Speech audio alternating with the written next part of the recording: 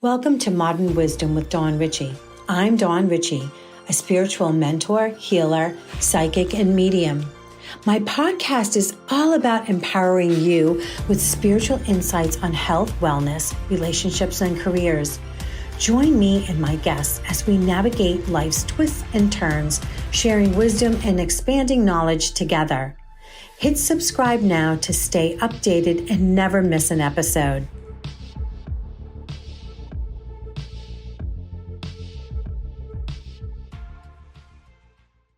Hey everyone, so today I am so honored to have Hollywood veteran and award-winning actress Tina Lifford, who plays Aunt Vi on the television drama Queen Sugar, and she played the CIA director on Scandal and the mother-in-law and Renee Trussell on Parenthood.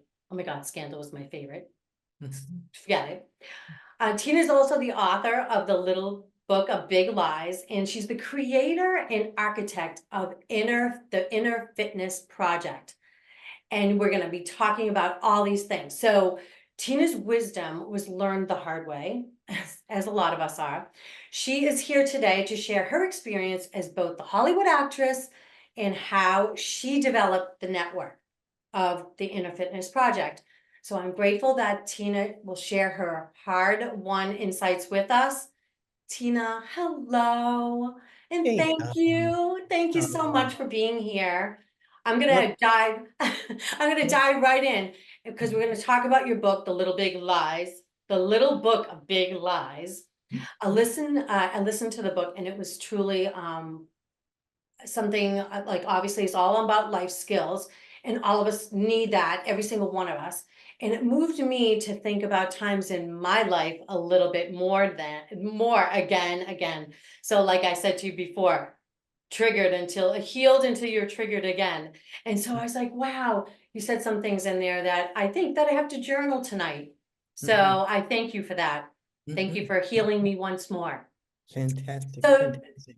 tell us about the book. Tell us about you, what you're doing now. Tell us. Well, that's a lot.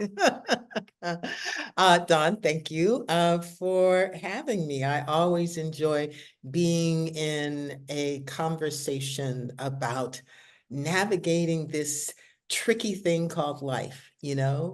And I love that more and more people are enrolled in the conversation of how do we do this thing better? How do we do this thing better internally? And that's what the Inner Fitness Project is all about. It's like, shouldn't we have as much insight and understanding and actionable practices that we can default to the way we do around physical fitness? Everyone understands the importance of physical fitness in their lives at this point, from, the medical industry to wellness throughout, and even well-being when it comes to being able to use exercise to help lower your blood pressure or lower your anxiety. All of that stuff is really good and powerful and assigned to physical fitness. Inner fitness is that place inside of us, the internal self that isn't the image you see in the mirror, but it is the creator of our experiences. Yeah. And so we need to know how to exercise, take care of, manage, navigate the internal world, our thoughts, our feelings, and our beliefs, because they are creating our actions and reactions. Yeah, I completely agree. I mean, emotions, inner harbored childhood, past life, all of it, all our emotions stick to us like glue. And inside our cells, inside our blood, inside every ounce of our being. And I think that being in the physical fitness part of it, yeah, all right, that makes you feel good. It gets your endorphins. It, it makes you thin. It makes you build. It gives you confidence because you look better on the vehicle on the outside. But really on the inside, there's that little girl that's hurt from her mother. There's that little boy who was hurt from his mother, his father. There's a school teacher, a priest, or all the other things that everyone carries around with them. And you called it baggage. So, like, yeah, I'm all into designer. I'm all into having a designer bag, but I do not like my emotional bag. And Yeah. so I wanted to take care of, that's how I ended up in the industry that I'm in the spiritual industry, because I wanted to take care of my spiritual bag.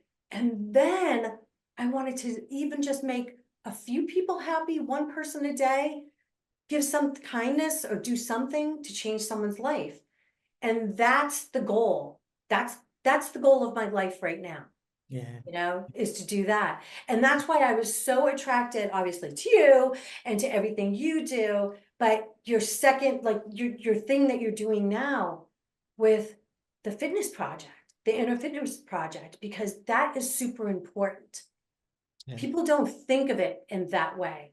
So kudos to you for branding it in a new way that someone could really think about it inside, because not all of us really do like Yeah. getting sweaty. I think that I was really aware because it was my initial stance as well. But a lot of people are afraid of themselves. We Mm. don't tell ourselves that truth, but we have not been taught how to be with our emotions.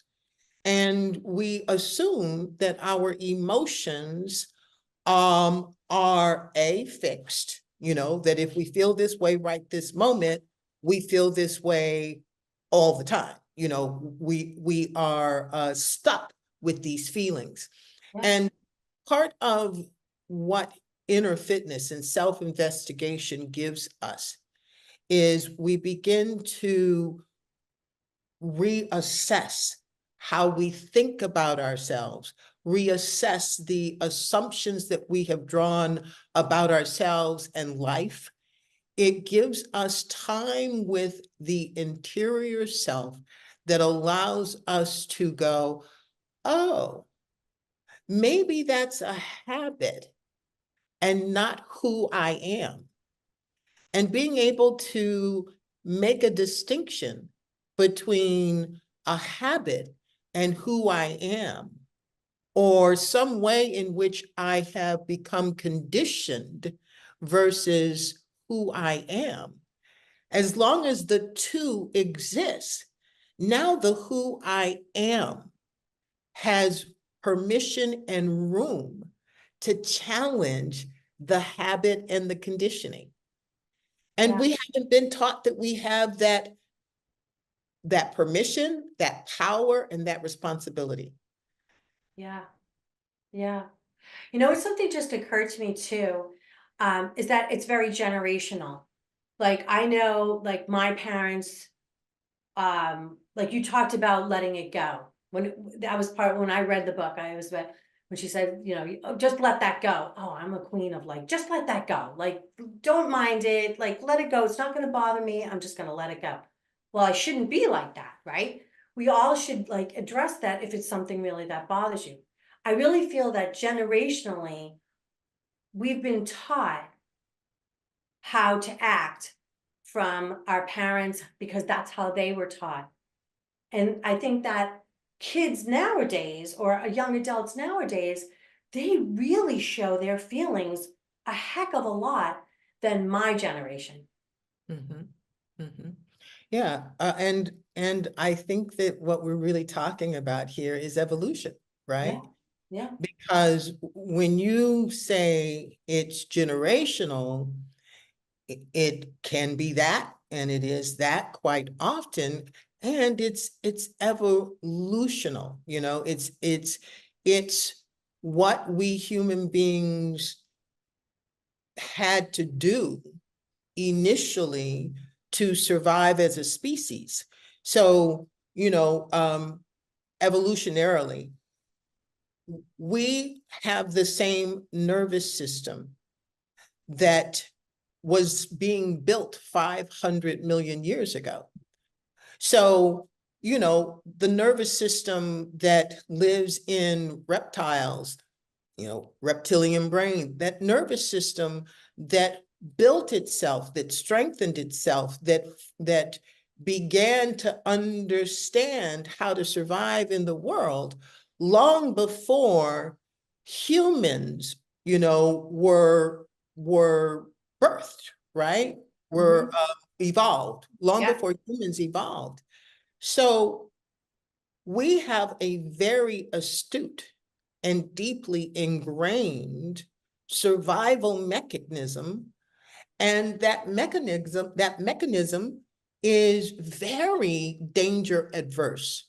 Mhm. So the way in which the nervous system keeps us safe, or the brain keeps us safe, is it recognizes danger, and it sends an emotional signal with regards to that danger. And then it tells us for the rest of our lives, until we go in and change the programming, it tells us what to do where that emotion is concerned. Right. Yeah. So until we take charge Yeah. of teaching ourselves new information regarding those emotions and those experiences, those unconscious and unexplored experiences that are handed to us through evolution and our generational lines, until we realize that there is a part of us that is separate and capable of actually impacting, rewiring, overwriting what we have come to know as ourselves. We Yes. have to know that we are not the experience.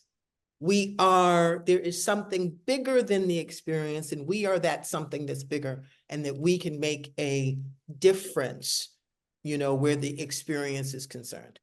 Yes. That's beautifully said. Beautifully said. Thank you. All right. So in your book, I want to go back into it. In the book, you described the three selves, and you had like this epiphany, Yeah. right? And you made these three selves. And it's funny, when I read that, I initially thought of like little, I don't know, like little balls of light, like there's three balls of light, and one with the surviving self, and one with the thriving self, and the other was the infinite self. So will you tell us more about that? Yeah. Yeah. So I have been a student of, personal development, awareness, of, evolving spiritually, mentally, for a very long time. And one of the things that we're all becoming aware of is what we focus on, where we put our attention, we wind up manifesting in that direction, Mm. right? Yeah. So I really wanted to know, how is it that I can be strong and confident in areas of my life? Let's say most areas of my life. And then in this area where this thing is concerned, I can have total breakdown, or the inability to feel in charge or powerful, right? Right. And I knew that I was not a fraud. So I knew that when in the areas where I'm confident, I know that that's real. So what is this other thing? What is this part of self that doesn't doesn't look like this confident one over here at all? Yeah. And I started really wanting to have answers to that. Um and And so I was just always in the internal question of what is that? And how to better navigate that and how to better understand that. And I share that to say that when we are in conversation with our internal self, it matters Mhm. because there is something listening, Yeah, without being woo-woo, there right, is a connection between our mind, our heart, and what shows up in our lives. And so I had a dream, and in that dream, very quickly, I was walking down a beach. I saw two people up ahead, and they were arguing. And the closer I got to them, I realized only one was arguing, and the other was incredibly peaceful. And me in the dream watching these two, I saw that the argumentative one, the closer I got, the more she just was just flailing her arms and wanting my attention and trying to steal my attention from the calm presence. And so ultimately I got, maybe 20, 25 feet away from them. And the calm presence stepped forward and hugged the argumentative woman. And when they stopped hugging one another, they turned and looked at me. And I saw my face on both of their bodies. And it literally changed my life yeah, because I woke up and I realized, oh, that's all of us, and those three selves are active in all of us all the time.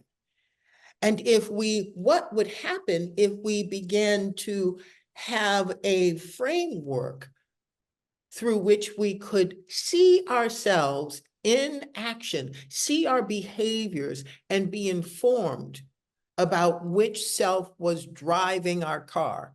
You were talking about, seeing the self as a vehicle. Well, right, which self, is driving the car? And so I woke up and, I named those selves, the surviving self, always in worry, doubt, and fear, always ready for a fight, always othering and challenging and distancing. And then there's and all of the cousins to those adjectives, right? yeah, yeah, And then the thriving self is the part of us that is always moving forward, always curious, being open, empathetic, compassionate, just allowing life to inform so that we can grow. yeah, And then the infinite is the part that just holds it all. The infinite is without the duality of, the thriving or the surviving, but it is the very consciousness itself of life, right? And so, Hey, if you haven't already done so, check out my website at dawnricci.com where you can book your appointment with me. If you need expert guidance in finding your own spirituality or maybe thinking about getting back on track with health and well-being, then let's get to it with customized mentoring programs for your personal development. You can find all the information you need at dawnricci.com.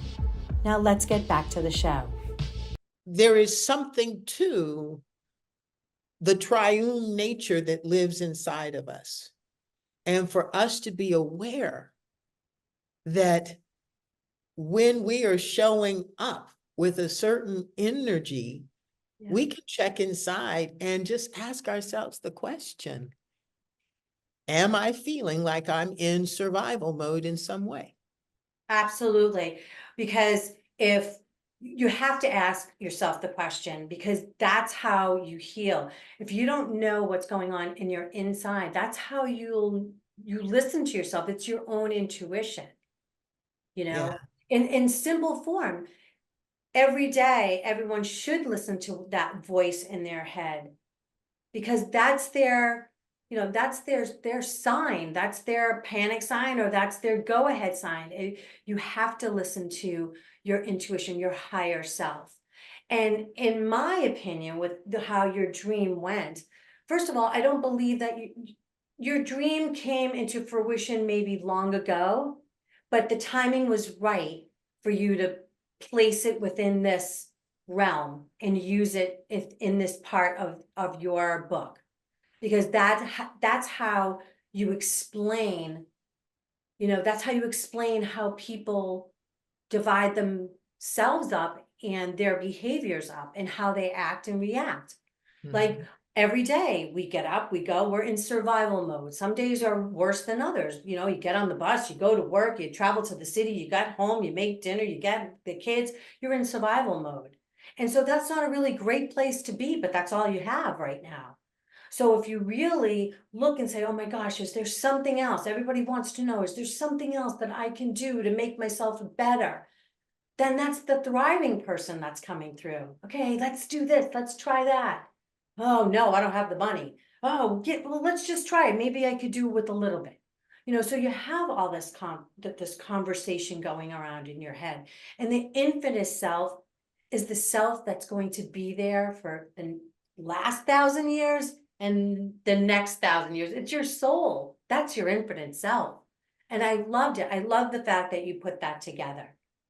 I definitely agree with you that it is super important for us to be in conversation with ourselves, our internal self, Yeah, because, there's that saying that all of our answers are inside. yeah, And I agree with that. And the way we get to those answers is to learn to be comfortable with asking questions efficiently, and allowing ourselves to have room to show up. yeah, The surviving self can take up a lot of room. yeah, If we don't spend time with ourselves, helping those scared parts of ourselves, those um, default survival parts of ourselves, have a sense of calm and acknowledgement. If we don't do that, then it just makes that internal fear all the worse, oh, right? absolutely, yeah, Right? And so I had been asking, I had been struggling internally, and I had been asking, what is this? How can I work with this better? What do I need to know? What do I need to see? And asking questions like that, just to the universe, just what I call them EEQs, effective and empowering questions, because they are questions that if the answers already live inside or in the universe, those questions invite that answer. And so, I ask questions when I'm lost, or when I'm just trying to navigate, or yeah, when I'm trying to dream bigger. I just ask, okay, so what do I do here? yeah. What does it look like? What am I supposed to do? And this feeling that I'm feeling, how do I best manage it? And there's always, through intuition and through connection to it all, answers come. And that's what happened when I had that dream. I woke up and said, "Oh my God, that's it. Oh my God, that's it." I love it. I understood. I mean, literally, it was like my whole life came into focus, because I had this ability to see how often I was in the surviving self. And then I was able to see, oh my goodness gracious, the surviving self is so caught up in fear and worry, doubt, and fear and habit and all of that it doesn't even know that the thriving and infinite parts of itself exists. Oh, It, absolutely. right? We don't, when we're in survival mode, we don't know that we have all that other power available to us. Yeah. And Oh, mhm, yeah, I agree. I 150% agree with that, because even in my previous life, in my other career before I entered into the spiritual industry, it was all about power. It was all about like, it was a huge endeavor. I handled so much power. I mean, I helped people and I held their life in my hand, which is very funny because you doing Scandal, my friends used to call me Olivia Pope, because I used to have like she's like, you're the fixer. You're like the fixer.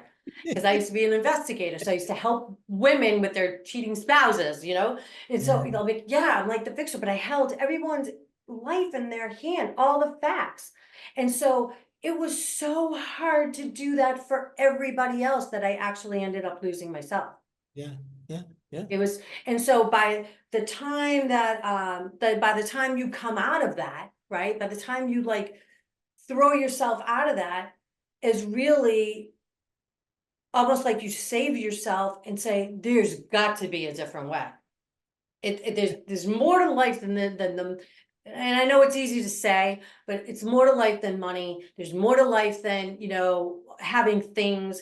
There's more to life, Yeah, and yes, I do love things. That's, sidebar, I do, yeah, yeah. but there's more to it than that. There's a universe that if you throw out there love, honor, honesty, integrity, treating your fellow man, all those things that we're always taught to do, you're going to get it back threefold. And you feel so much better releasing all that stuff. It's I of course agree with you. And what I have found is, they say that the shortest distance between two places is a straight line. And I have found that my straight line is to give all of that kind of attention, everything that you just said, compassion and understanding and love. And if I give that to my internal self, not my ego, right? Not the ego, but to the parts of self that have not received acknowledgement, the parts of self that have not been championed, the parts of self that are unresolved and in some level of hurt and disconnect.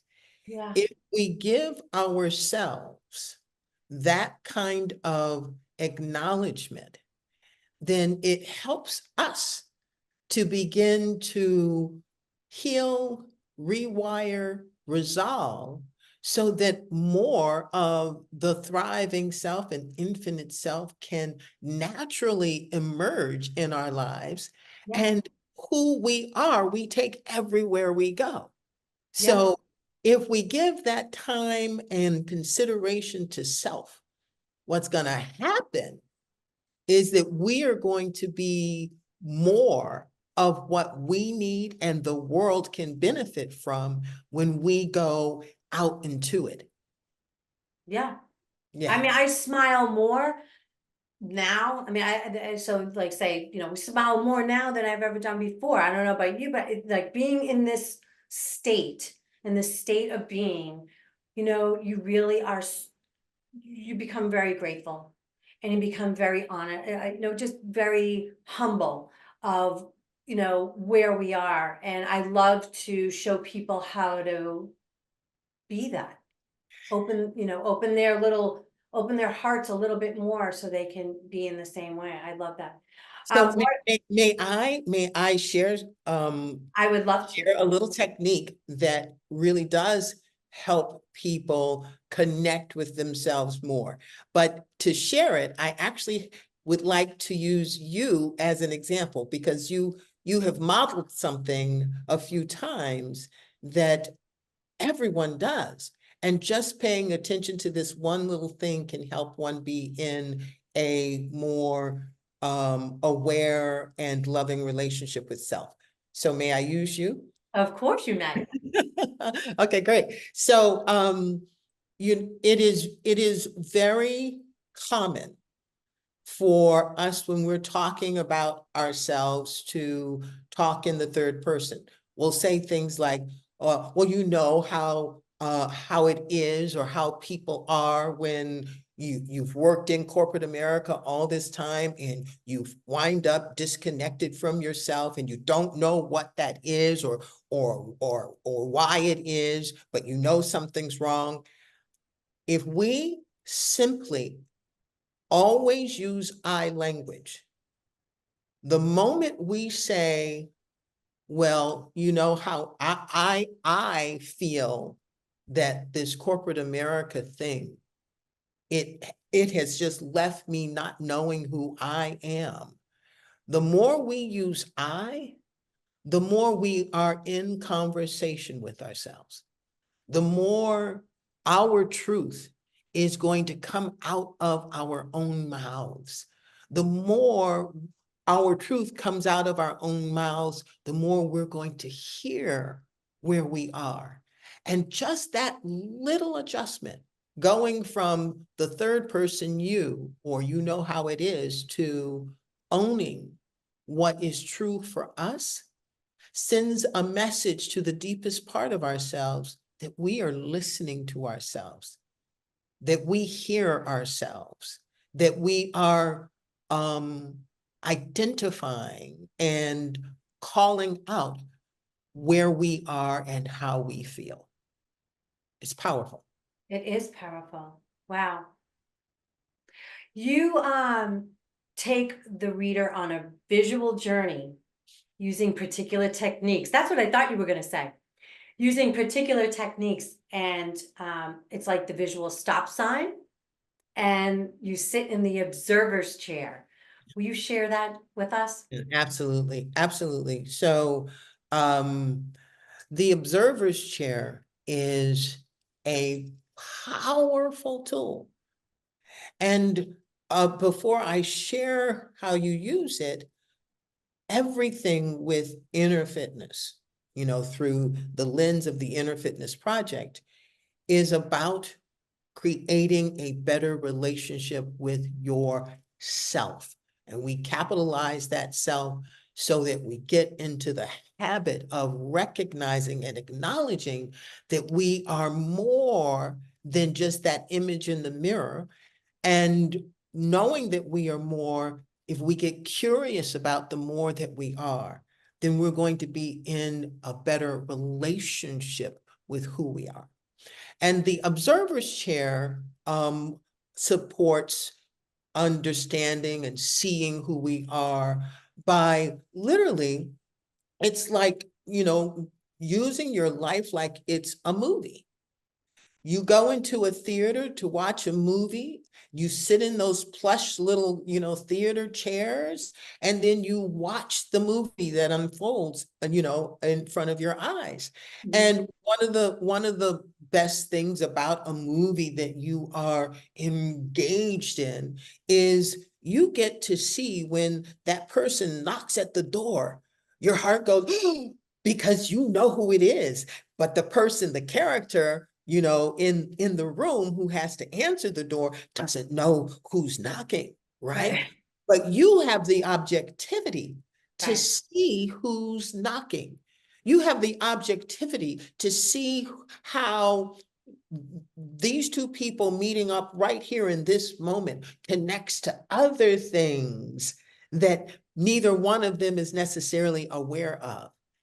And that's what the observer's chair gives us when we begin to sit in the observer's chair in our own lives.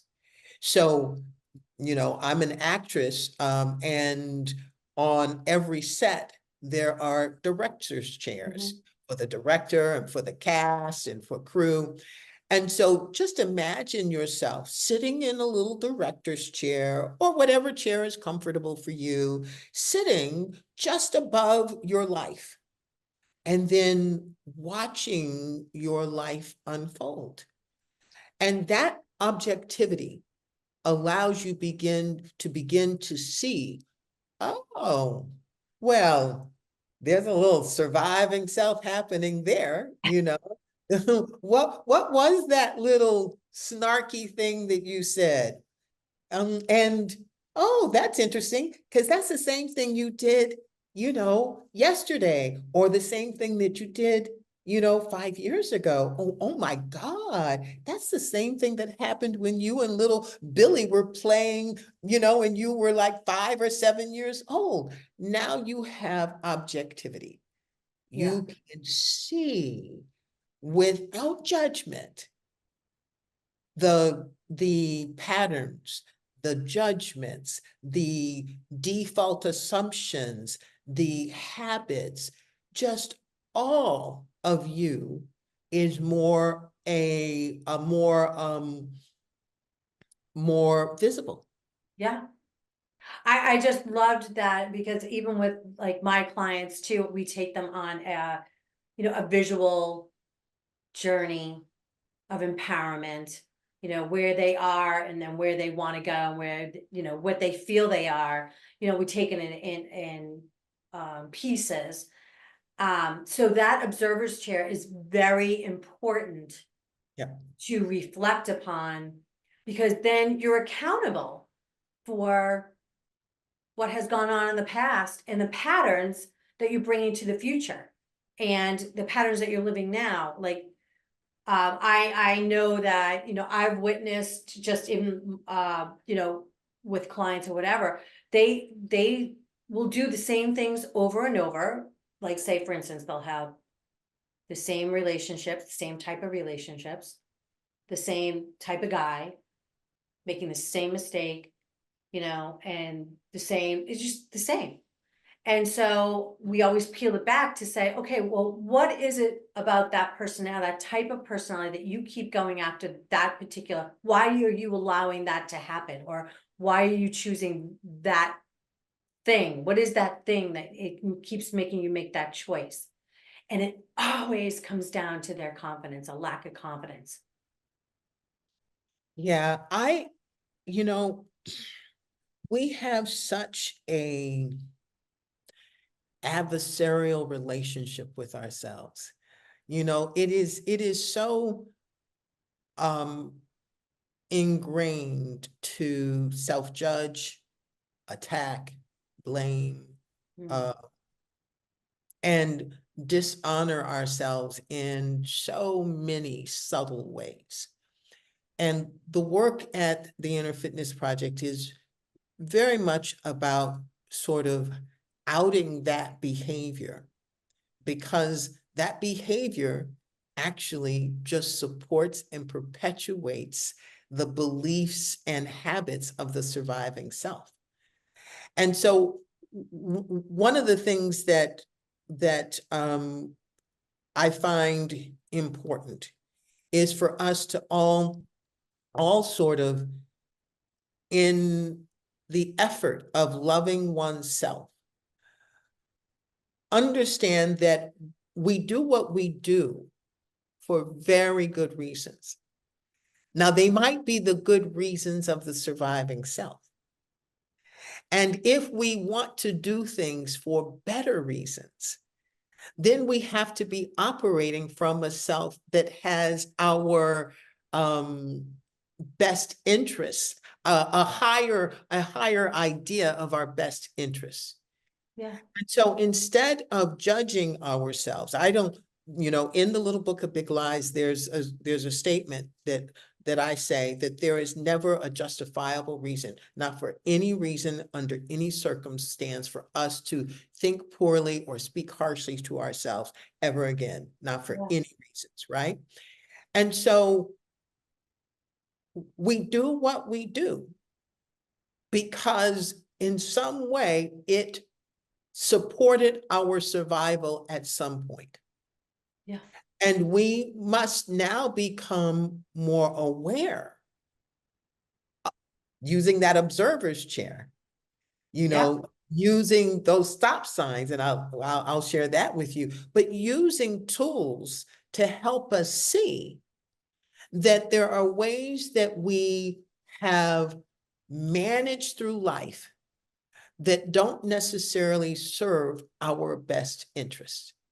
But Yeah. we can't change that until we see it and understand with compassion that Yeah. it exists for a good reason, not a reason that we have to, continue with. It could be a reason that we have outgrown. Right. And I think that's when you learn. When you start outgrowing the situation, or that's when you learn your lesson and you move on. It's been like amazing to we did go off the script a lot, but I like, all right, throw the script out the window. I just loved our conversation. It was just really deep and helpful. I think the listeners, um, we help one person. That's all that matters today, right? That's all it's about, is just making someone else really happy. Yeah. But oh my gosh, Miss Tina, you are a wise and powerful soul. Mm, Oh, thank you so much for sitting with me today. I Dawn, thank appreciate you. it. Thank you for reaching out. And, I say we're all in this together, right? Yeah, We're we all are. in this together. And I love your mission of helping one person every single day. Yes. And, and I encourage your listeners to include themselves. So help two people, you Yep. know, Pay do it forward. something good for yourself that has you understand yourself better, accept yourself more, and then extend that compassion and that empathy and that understanding to another. People just want to feel safe, seen, and heard. So true. Thank you again. And thank you everyone for listening. Hey there. So before we head over to the next episode, I wanted to let you know about my show named Beach Bench Medium, and it's on my YouTube channel. As I passed by beach benches that line the boardwalk, I felt the nudge from Spirit to bring family members to their bench and give them a reading.